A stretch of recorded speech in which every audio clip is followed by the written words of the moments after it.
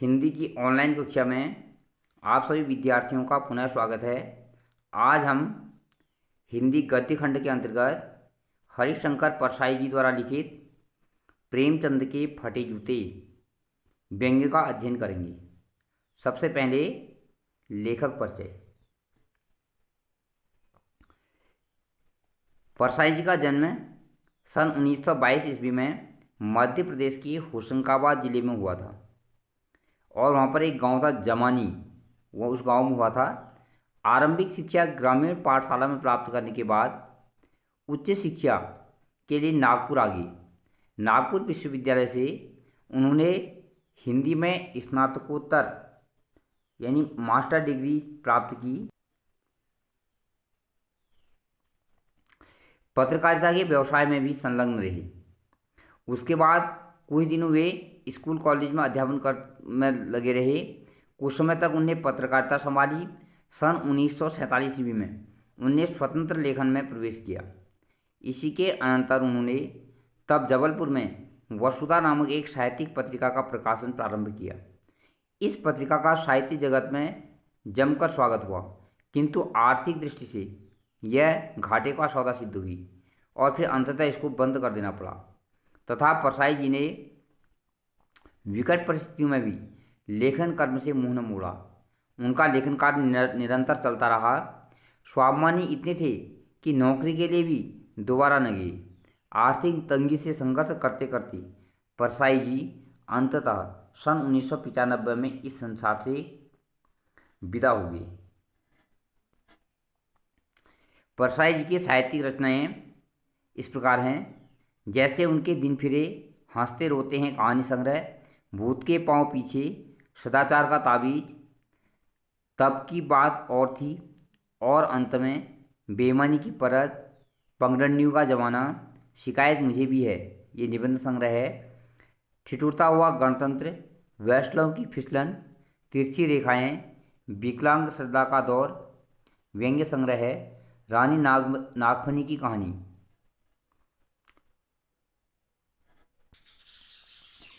तट की खोज आदि उपन्यास हैं। उनके रचना संग्रह के रूप में परसाई रचनावली भी 6 भागों में प्रकाशित हुई है। ये दोनों तो हरिशंकर परसाई जी अनेक रचनाएं लिखते हैं, परंतु उनकी ख्याति मुख्य रूप से उनके चुटेरे और पैने व्यंग्य के कारण है।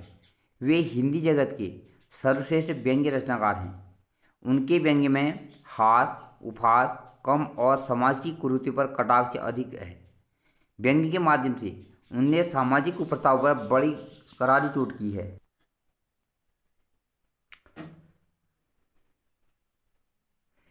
सामाजिक, राजनीतिक और साहित्यिक क्षेत्र में फैले भ्रष्टाचार को अपनी रचनाओं का विषय बनाकर उन्होंने एक एक पर अति सशक्त, पैनी और प्रभावी व्यंग्य प्रस्तुत दी है। बुराई को सूक्ष्म से सूक्ष्मतर और सूक्ष्मतम रूप में पहचान कर जितनी रोचक अदा से उन्होंने साहित्य में उतारा है, वह अन्यतम और अनोखी है। उनके सशक्त राजनीतिक व्यंग्य उन्हें एक उच्च कोटि के व्यंग्यकार के रूप में स्थापित करते हैं। भाषा शैली की दृष्टि से परसाई जी के साहित्य की भाषा का प्रमुख गुण है व्यंग्यपरकता। उनकी शैली का गुण है तीखे कटाक्ष। कहने को तो परसाई जी अपने साहित्य में सामान्य बोलचाल की भाषा का ही प्रयोग करते हैं, परंतु उनकी भाषा की संरचना कुछ इस प्रकार की होती है कि एक एक शब्द मारक क्षमता में समर्थ जान पड़ता है। व्यंग्य को वह इतने सीधे सरल ढंग से प्रस्तुत करते हैं कि पाठक बिने बिना नहीं रहता। आपकी भाषा में सामान्य बोलचाल की हिंदी के अतिरिक्त उर्दू अंग्रेजी के शब्दों का भी खुलकर प्रयोग देखने में आता है। ऐसी भाषा और व्यंग्य का धनी रचनाकार साहित्य जगत की को सौभाग्य से ही मिलता है। उनके व्यंग्य का एक उदाहरण द्रष्टव्य है। मेरी उंगली ढकी है पर पंजा नीचे घिस रहा है, तुम पर्दे का महत्व ही नहीं जानते और हम पर्दे पर कुर्बान हो रहे हैं। ये प्रस्तुत पाठ प्रेमचंद के फटे जूते से लिया गया अवतरण है। संकलित पाठ का परिचय। प्रेमचंद का नाम हिंदी के मूर्धन्य साहित्यकारों में प्रथम श्रेणी में आता है। इसी कारण उन्हें कथा सम्राट की उपाधि साहित्य जगत द्वारा प्रदान की गई है। वे जितने उच्च कोटि के विचारक और साहित्यकार थे, उतने ही सादगी के पोषक भी थे। आज के संदर्भ में यह बात देखने को प्राय नहीं मिलती। आज व्यक्ति जितनी उच्च कोटि का विचारक होता है, उससे भी उच्च कोटि का वह दंभी, आडंबरी और दिखावापन पसंद करता है। प्रेमचंद के व्यक्तित्व की सादगी और वर्तमान की दिखावे की प्रवृत्ति एवं अवसरवादिता पर लेखक हरिशंकर परसाई ने अंतर्वेदी सामाजिक दृष्टि के द्वारा करारा व्यंग्य प्रस्तुत किया है। प्रेमचंद के फटे जूते नामक इस पाठ में वर्तमान के कथाकथित सभ्य और पढ़े लिखे समाज की वैचारिक सोच पर भी चोट की गई है। पाठ का सार कुछ इस प्रकार है। प्रेमचंद के फटे जूते हरिशंकर परसाई द्वारा रचित एक व्यंग्यपरक निबंध है। प्रेमचंद के फटे जूतों को लक्ष्य करके हिंदी के सम्मानित साहित्यकारों की दुर्दशा का उन्हें व्यंग्यपरक चित्रण प्रस्तुत किया है। जो साहित्यकार समाज की कुरीतियों को मिटाने के लिए उन्हें ठोकर मारता रहता है, समाज से बदले में एक जोड़ी ठीक ठाक जूते पहनने योग्य भी नहीं समझता। साहित्यकार की इस दरिद्रता में कोई उसका साथ नहीं देता। प्रेमचंद चित्र में लेखक के सामने प्रेमचंद का एक चित्र है जिसमें वे अपनी पत्नी के साथ खड़े हैं।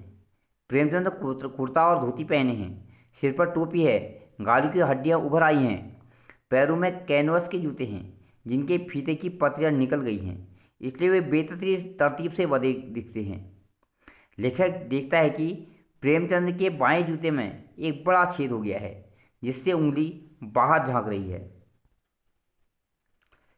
लेखक की चिंता।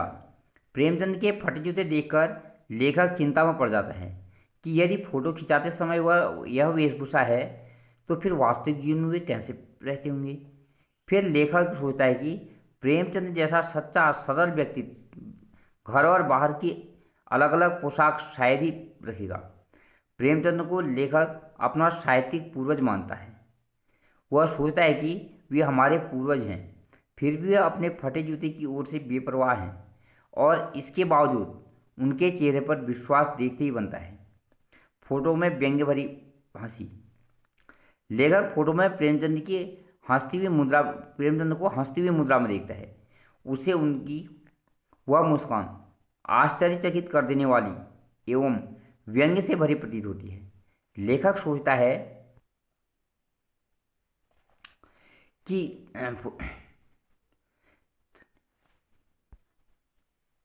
वह लेखक की तरह कहीं नहीं जा सकता, की तरह नहीं जी सकता, न फोटो ही खिंचवा सकता है।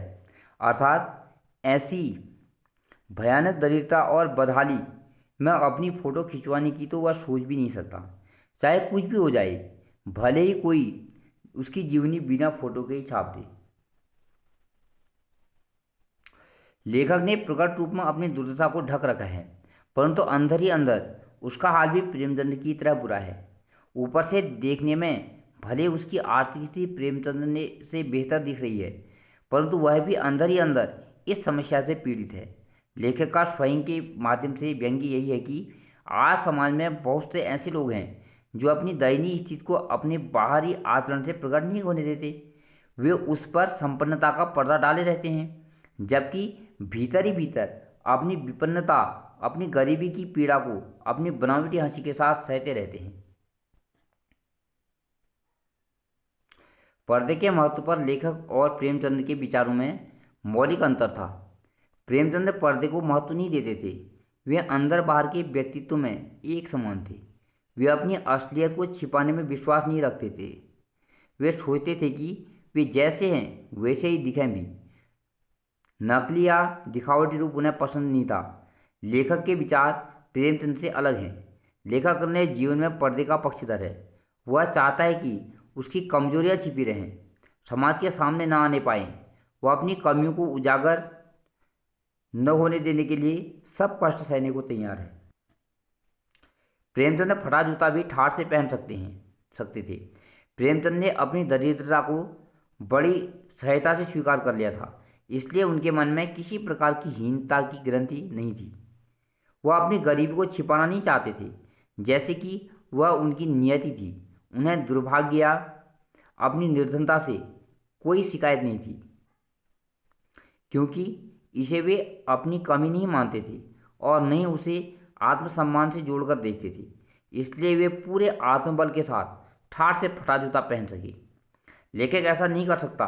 लेखक को अपनी गरीबी में अपनी हीनता नजर आती है। गरीब होने को वह अपनी कमी मानता है, उसे आत्मसम्मान से जोड़कर देखता है, इसलिए वह फटा जूता ठाठ से नहीं पहन सकता। आज यही स्थिति हमारे मध्यम वर्ग की भी है और लेखक इस माध्यम से मध्यम वर्ग की जो पीड़ा है उसको भी इस पाठ के माध्यम से उजागर करना चाहता है। धन्यवाद।